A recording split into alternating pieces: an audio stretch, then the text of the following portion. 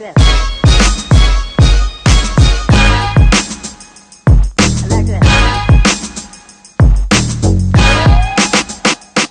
I like this.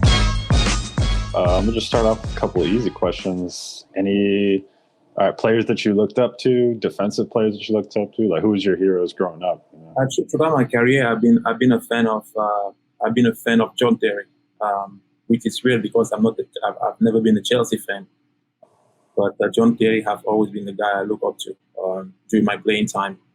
But now that I'm not playing, I think I'm gonna go back to my team. I'm gonna go for Van Dijk, which is Liverpool centre back, which that's my team. I'm a big Liverpool fan, so and I still believe that a fit of Van Dijk is the best centre back in the world.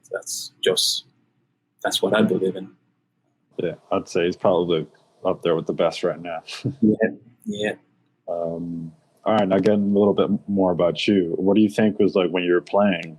What do you think would have been maybe your biggest weakness or your biggest strength? I think my strength as a player has been the mental piece, and that's and I credit that to my college career. I credit that to my college career really, because I've had a lot of adversity during my college time, injuries, being away from home and injuries and being surrounded by a coach who probably made the biggest impact in my career and as a person and as a player, which was Old Dominion coach here, in terms of making me mentally tough, because that was one of the big things of Old Dominion. I mean, and again, I'm back here, but everything we talked about is the mental guide, can pretty much guide everything. If you're mentally tough, the rest is is easy to achieve.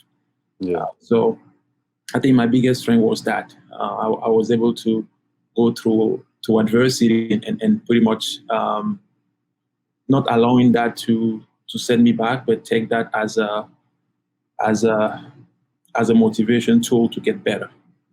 So I would say mental toughness was my biggest strength. Now, my biggest weakness will have been, I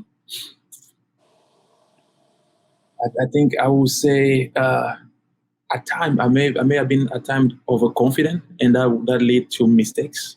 I remember during my career, I've given away some goals just by doing some silly stuff. Maybe because of, I think that was maybe overconfidence was a little part of it. And I remember I used to drive league crazy a little bit during games because I used to do instead of playing the simple ball, I would do something a little bit too complicated. Yeah. I think that may have been my biggest weakness. But then again, as the years went on and experience and you limit mistakes. But yeah, I think those will be the two keys I'll bring in. I've always been a good one-on-one defender. Yeah. And one of the things that I think I could have been better at is on the ball. I don't think I was bad on the ball, but I think I would have been better on the ball. And again, that comes from what you learn when you're a kid, and how all those those skills are the things that we neglect when you as you're a young player. But being on the ball is a big key to develop as you grow into soccer. So when you get to the point where you're a professional player, and those are not a burden anymore, those are strength. Yeah. So, and again, I wasn't shocking on the ball. I wasn't bad, but I think I could have been better. Yeah. Okay, so that kind of like leads into the next question I was going to say was, you grew up playing in Cameroon, right? Correct. So how would you say, would you say there's any noticeable difference between style of play over there in Cameroon and then, of course, over here in the States, things that you see that are different in different positions or tactics and stuff like that? It's big. Cameroon, I did not grow up into an academy until I was 14. So I learned how to play soccer on the street, like most kids do still in Cameroon. It's all about street soccer. So that means in street soccer you express yourself. There is no restrictions. Nobody tells you not to do that or when to do that or those. So you pretty much just play. Yeah. So you learn by playing. You make mistakes and then you correct those mistakes then, but you're not restricted. Because here is and people people are not always there to tell you what to do, because here it's a little bit different. It's getting better though, but it's a little bit different here.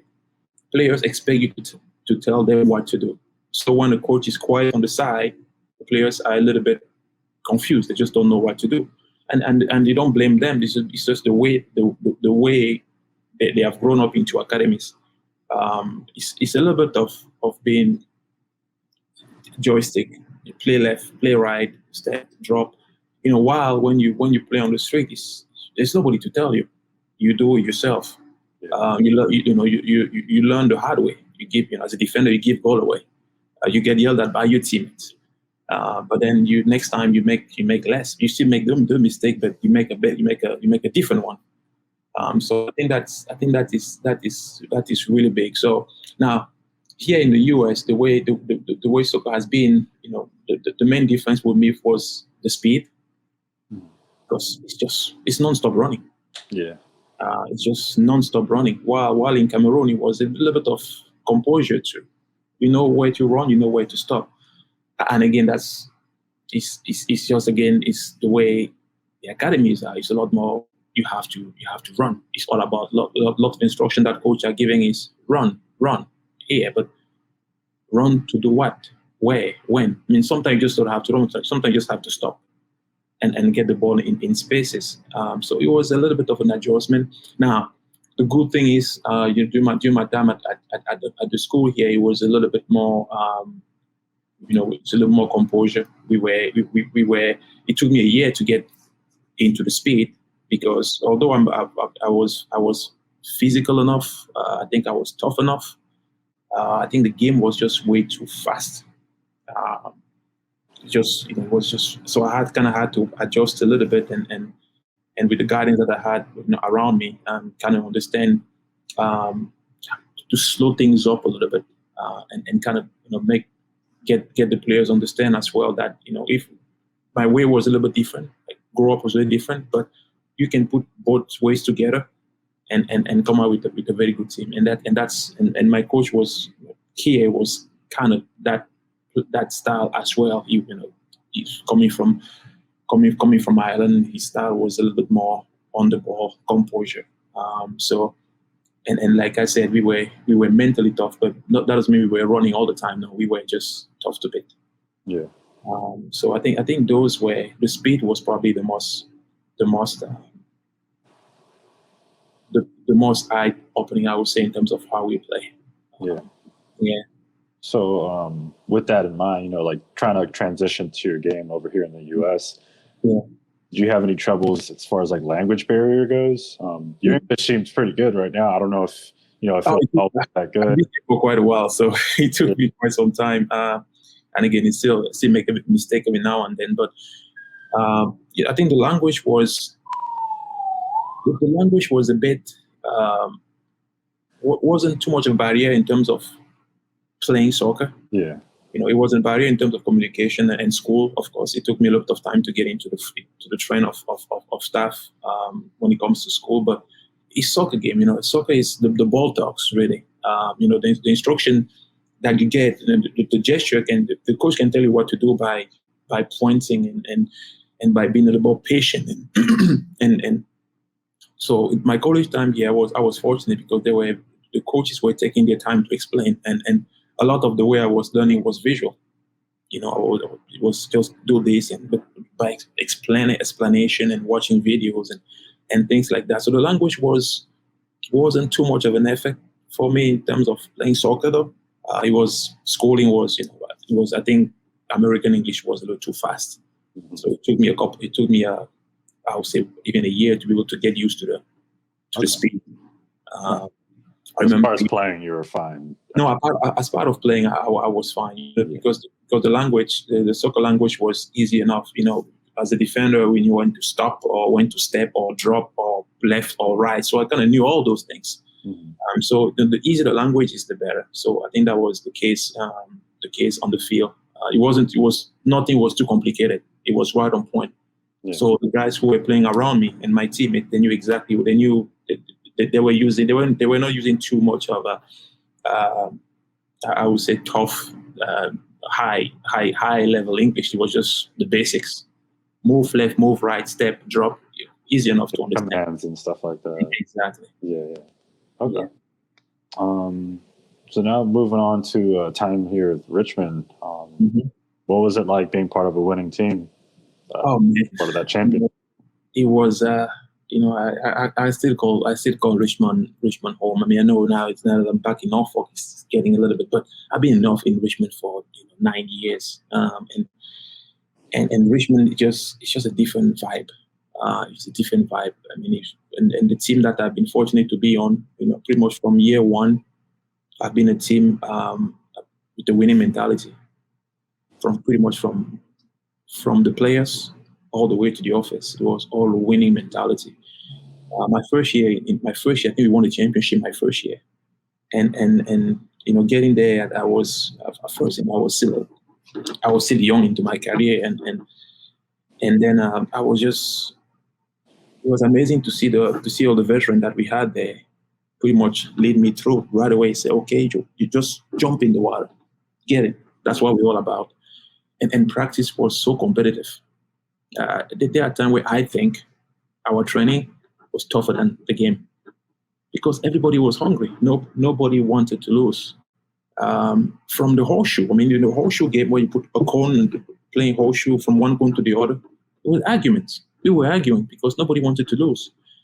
From a horseshoe to a 4v2, and so I think that mentality led from, of course, the coaching staff, and because Lee was very demanding, which is I think that was one of his key qualities, very demanding. Which when you're a young player, you're like, I need a little break. But as you grow into the game, you're like, nah, I think that's what made me who I am. I mean, being demanding was the key to push you to become better.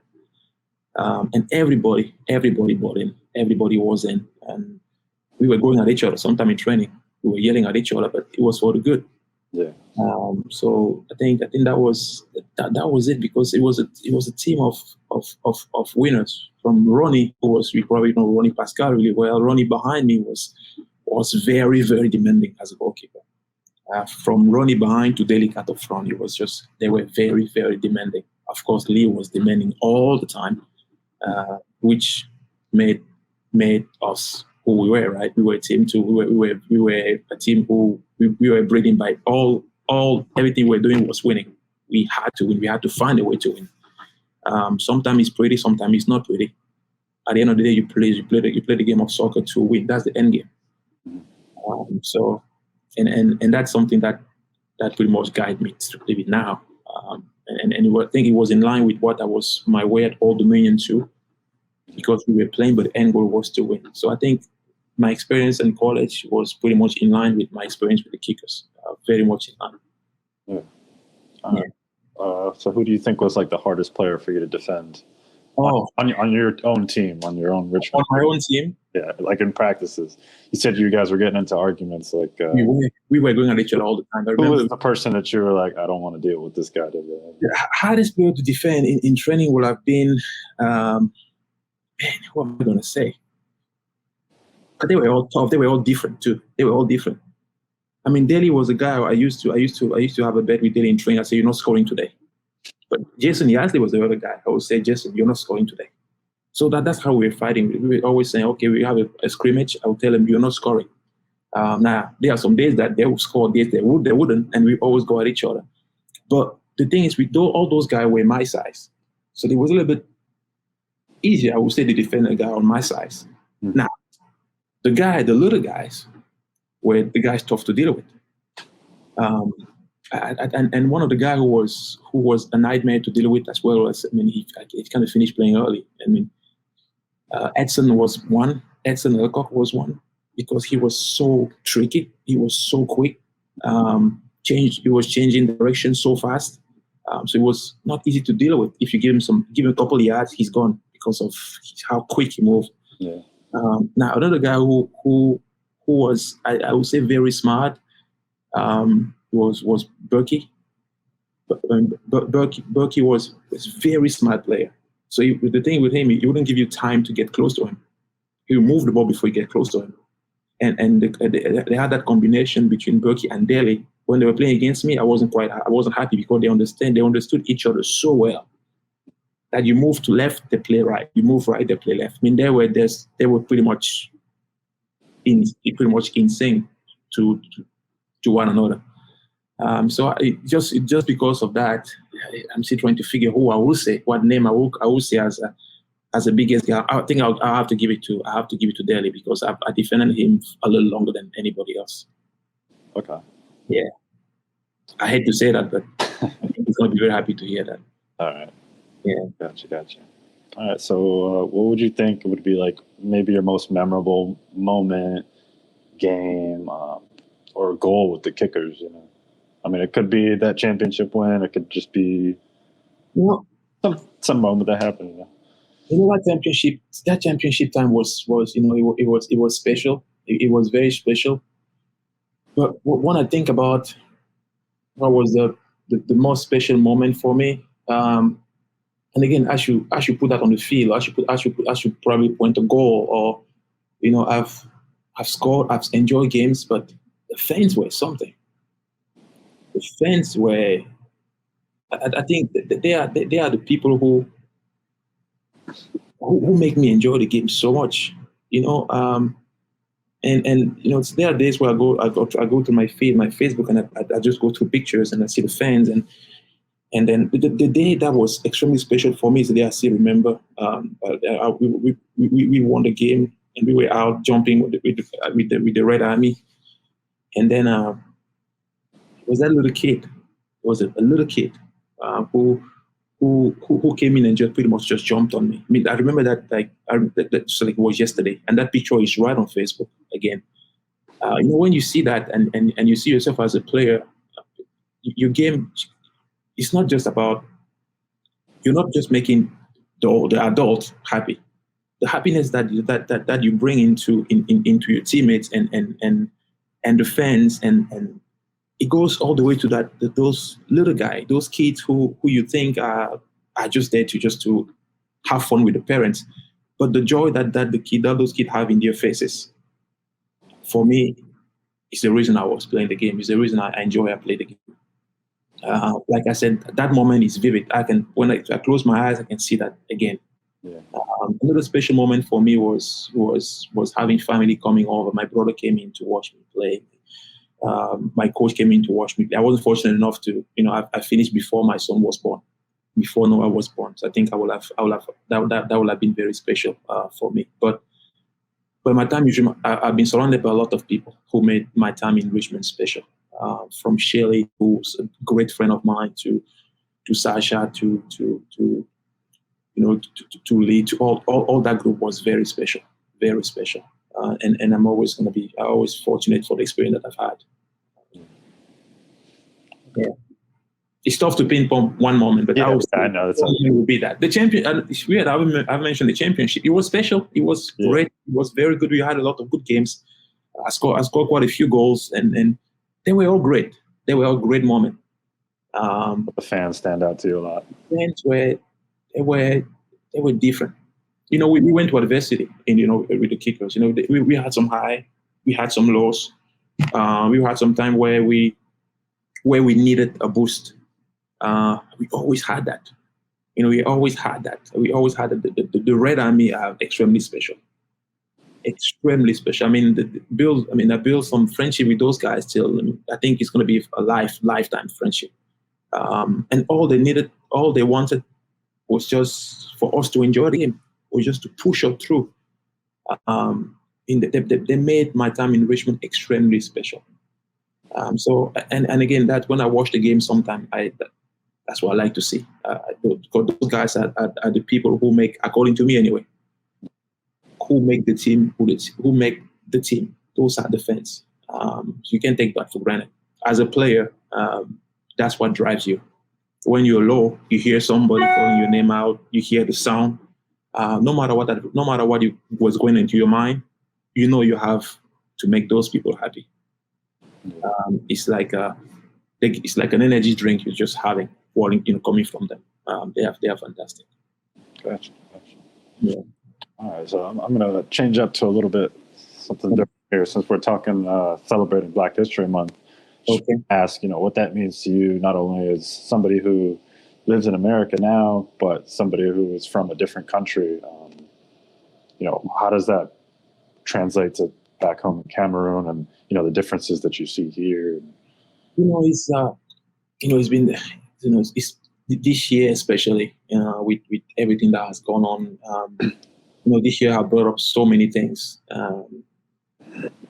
All of the news, and I don't talk about it too much, because I kind of like to talk by experience. I mean, I know it's out there. I know it's bad. You see it on videos. You see all that. But if you like seeing the questions about my experience, I mean, I would say I've been fortunate enough not to have been a victim of such difference. And I've been lucky enough to be surrounded by people who do not see me by the color of my skin, or they see me as who I am.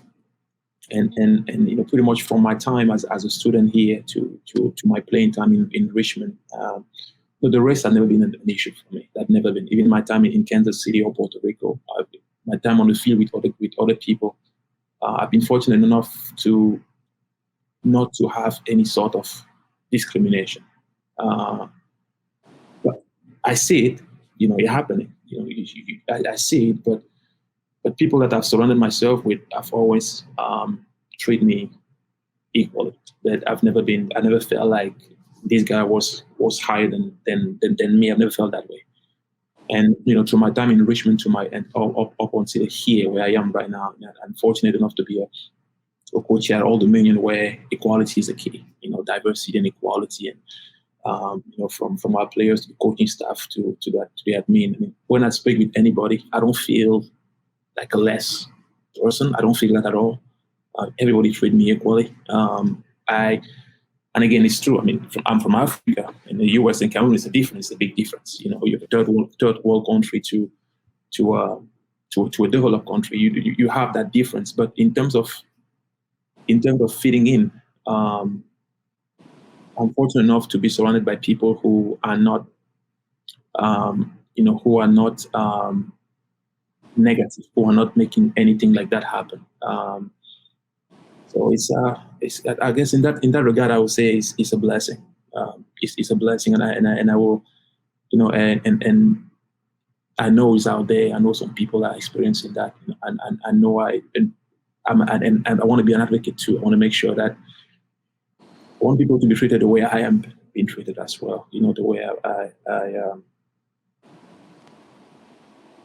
not having to look at your backs and things like that. I mean, it's a topic that is tough when you talk about it. It's tough because you see things, you watch things on TV, you hear things. It's very difficult. So for me, I want to use my platform just to share love. It's love. At the end of the day, you have to love each other the way you love yourself.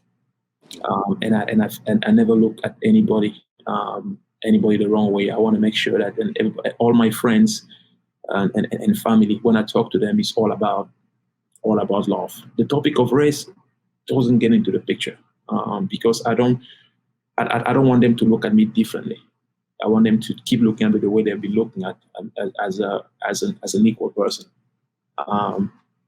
And I want to make sure that I give everything and I put everything in line so that my little guy, when he grows up, that can look that way too. That he's not looking lesser of a person. So that's the key. So when I speak with when I speak with the players here and everybody, I always make sure that my communication is love, is caring for each other. It's not allowing any difference, that may be either opinion or skin color to interfere to what you are as a person. So, it was a tough time in the US, and I hope that that everything gets better, because when you're away, and the American dream is, I guess, equality. It's when you dream about it, you dream about equality. You dream about having everybody have the same opportunity to succeed, and that's what I believe in. If you have to believe in, so you have to believe in that, because if you don't, if you stop believing in it, that means you pretty much kind of get desperate, you lose yourself. So I think it's very important that we see a little bit more that in the society, and here, in ODU, we're a big advocate of that. We work on equality, the diversity. We want to make sure that everybody feels like they belong. Yeah. There is no lesser race than the other. From to black, white, and Asian. There's not. Everybody's equal, and that's how I see. That's how I see my friends. I don't see them as different. I look at them the same way, and I think that's what another part of mental toughness. That's what I'm all about, and that's what I teach my little boy. And I want him to see everybody that way. We are all equal. We are all equal, and the more people think that way, I hope that there'll be a better future, and not just in the U.S. They happen everywhere. It's not it's in the U.S. It's in Europe. It's everywhere. Even in Africa, sometimes it happens. Because now the African, some people are going to start not seeing the other race as friend, and that is wrong. Because for me, I believe in the eyes of God, we're all equal, and that's what this month is all about. And I hope that there will be, that things are going to get better. But you have to be hopeful. You have to be hopeful that there will be a time where nobody will be seen by the color of his skin. People will be seen by who they are as people. Yeah. So, speaking of the future, what sort of advice would you give to, like a young black player for me, that has dealt with some sort of racial abuse, or just, somebody who might deal with it? For me, I would say, those who have gone through such hardships, who are there with that, I'm always going to say, not everybody is like that. Maybe for those who have dealt with that, I would say, maybe you have seen somebody who treat you differently, but it doesn't mean everybody will do. But you can hate. You can keep hating in your heart. You have to find a way to forgive, because that takes away your happiness. The time you spend hating anybody takes away the peace that you could use to share love. So for me, I'm going to tell them, those who have been victim of those, to I would say find a way to forgive, and not everybody is like that. I know it's tough. I know it's very difficult. For those who have never been into that, I'm probably going to say the same thing. I'm going to say, just keep sharing love, and nothing comes out easy. Nothing comes out easy. You have to work to get what you get, to get what you have. You always have to. And so I think I've been through a lot of adversity, plenty of adversity. But through adversity always comes strength, comes fulfillment at the end. To all the black athletes, I'm going to say, just work the best you can. Always give your best. And everything you do, give your best. Don't take a shortcut, because sometime it's going to catch up. You're gonna fail. Get back up and do it again, and then take all your failures as motivation to get better, because it gets better. We always fail, as a players, as coaches, as person. We will fail. There will be a time where things are not going to work the way you want to. All you have to do is, you have a choice. Are you gonna feel sorry for yourself and do nothing, or are you gonna take that failure as, hey, I want to feel different next time things like that happen, and try to learn from it and be a better person. So that's what I'm going to say to all those black guys. They have dreams. I would say, keep dreaming. You have to dream, and don't look at you as a lesser race. No, look at you as a guy who's going to have equal opportunity. I know how the society is. I know it's not the right way it is now, but but you have to believe in it. So you have to believe in it, and you have to give yourself the tools to achieve it. Which the only tool is hard work. That's the only tool. It's hard work and not taking shortcut and love each other and take your chances. Okay. All right. Yeah, I just have 3 questions, 3 fan questions here. All right. So that was about it for my questions. So I'm gonna just go ahead and list a couple of these off. I think you might have touched on this a little bit. What made Richmond home for you? The people. Richmond. I wasn't just playing in Richmond. I was coaching too.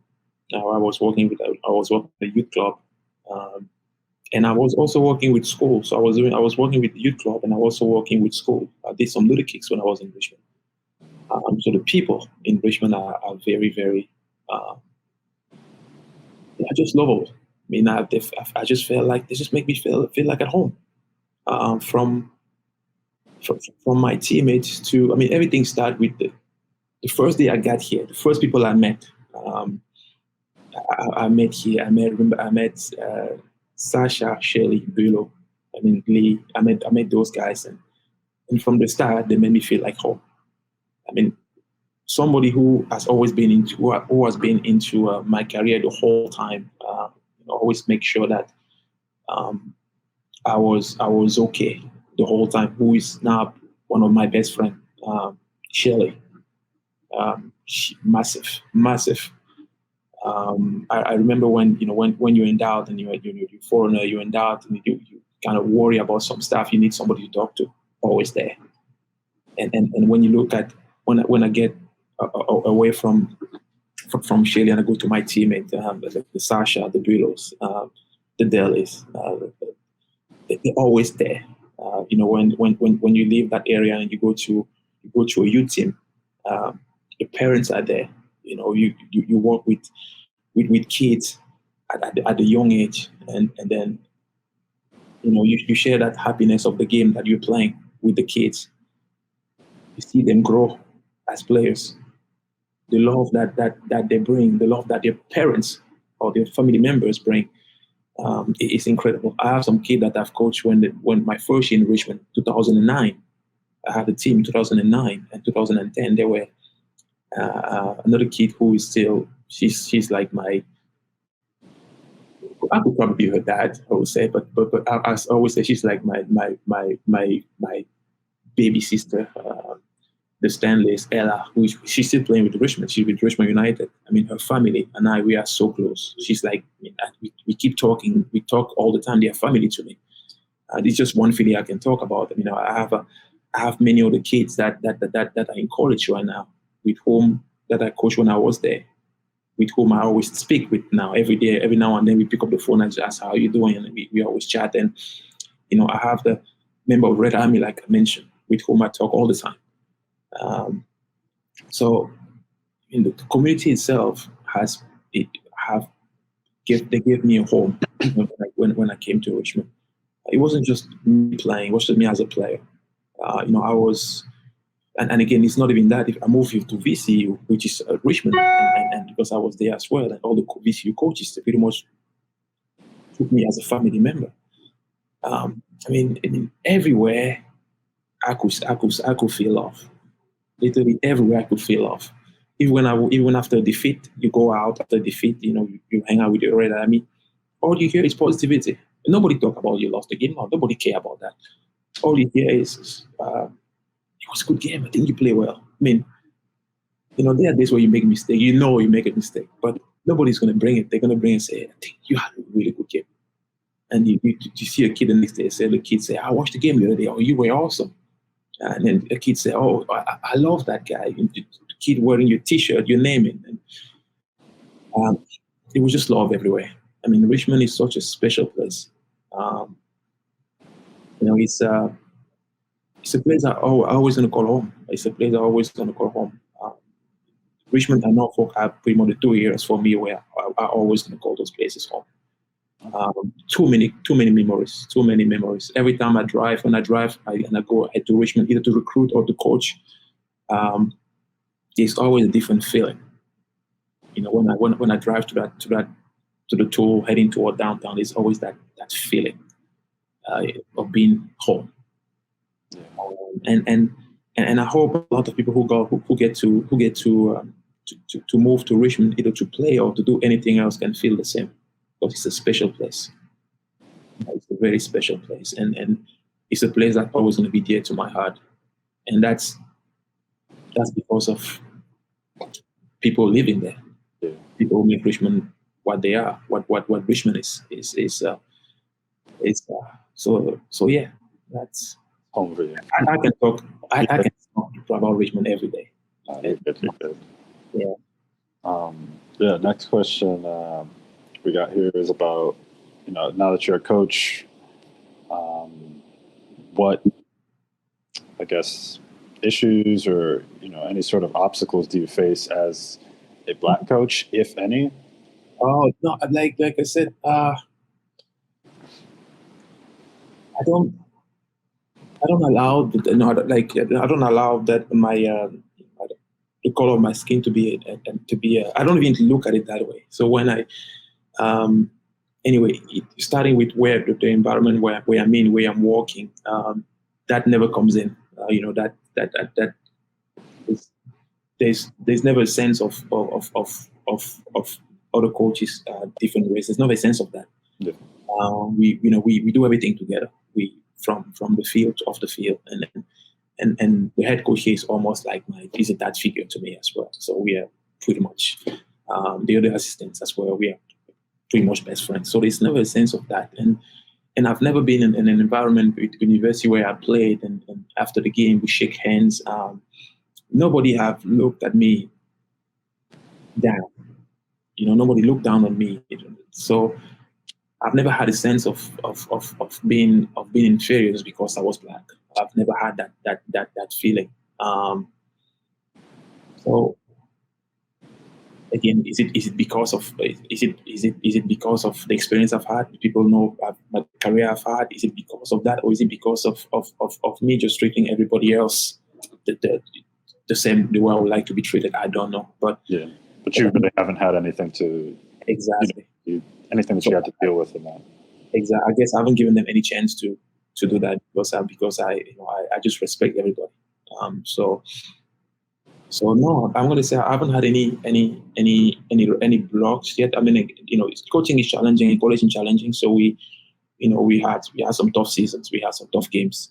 I think the main challenge I would say those are the challenges, just to try to make us as better as we can possibly can. Yeah. And that's all of us, getting the best out of players, which is pretty much what the job is about. Which is the best means on the field and off the field. So and I'm still learning. I'm still a learner. I believe there's no stopping in learning. I learn every day. I learn every day from the coaches here, and again, my mentor, coach, who's the head coach here, Coach Alan Dawson. I've learned from him every day. I've learned from the other assistant as well every day, and I've learned from the players. They don't even know they teach you something sometimes. They don't know that. And I coach in the youth club here as well. I learned from all those guys. So it's unlimited learning. I learn on the admin staff with some people here as well at the administration building. So I'm going to say coaching wise and in my career, my race hasn't been an issue. I haven't experienced anything less than anybody else. I think I've been treated fairly. I hope it continues. So there's nothing negative I can say so far, and I can just speak to myself for myself. So I can speak about others. But yeah. Okay. And the last question I got here is, how hard was it for you to walk away from the game when you did? Career. It's tough. I mean, it's been 3 years, but still, there are times where I jump in sometimes to play with the boys, and it doesn't feel the same. It's not like every chance I have to jump on the field, it's no brainer. I jump in. Some days when we set up a session, I would say, guys, I'll jump in today, because it's tough to walk away from it, and I think it was I think walking away from it and in a different city helped a little bit because I couldn't see myself walking away from it and being in Richmond. And again, I'm a fan, but I couldn't see myself going on the field and just watch the game. I just couldn't. That would have been way too painful. Now, I had to. I think it was the right time for me to move on, and everything was in line with what I was trying to do post soccer, post playing. But it's still hard because there was so many good memories, and the thing is, the day-to-day basis, getting up and getting to training every day. I miss that. When you play, you don't really miss that much because you're like, man, I'm tired. I guess I just train and I train for 2 hours. I'm exhausted. But no, when you're done, you miss it. It's like, man, I would like to train for 2 hours and go back home and be exhausted. I would love to do that again. I love the competitiveness nature of the game. I like to compete. Like I said, we were all about competing. So when I'm coaching out there, this is where I have to back off. I kind of know I have to kind of put myself I'm a coach. I'm not a player, so I kind of have to put myself away from being overly competitive. When my first year I tried to play men's league. I came in the men's league there down to Vision Beach, and I went and I played a few games, and I hated it. It's like that. I can't do that. The reason I hated it because it's men's league. Those guys are here to have fun. Yeah. That's just not me. I compete. Yeah, too competitive. So I was always going fully, win the ball, give it to somebody, take the ball and dribble, lose the ball. They laugh and it drove me crazy. So that's I said, no, I can't do that. I miss playing, but I just can't do that. So I tell even today, I miss it. Today, I miss it.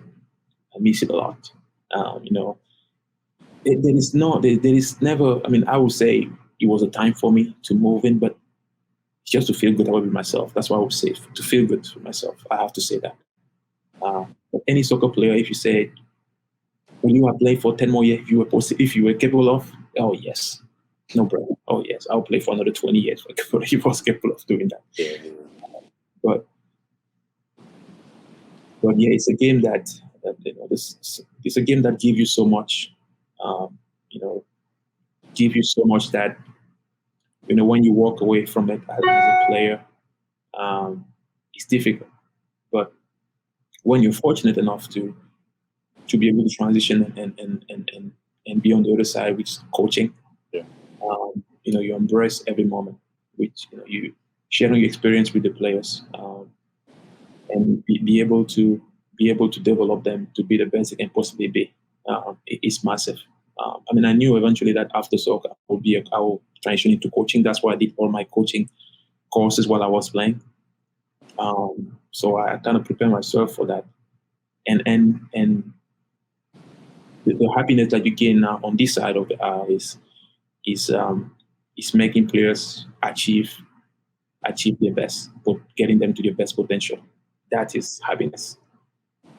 From the youth to the college players. When you get the best out of them, that's when you have that happiness.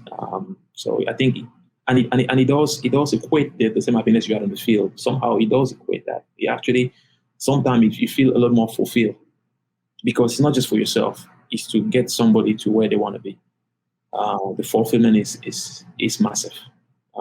So that's another way when I think about not playing, I look at myself at developing somebody else, making somebody else be the best they can possibly be. I think that's joy. That's happiness for me, knowing that that makes somebody else be the best they can be.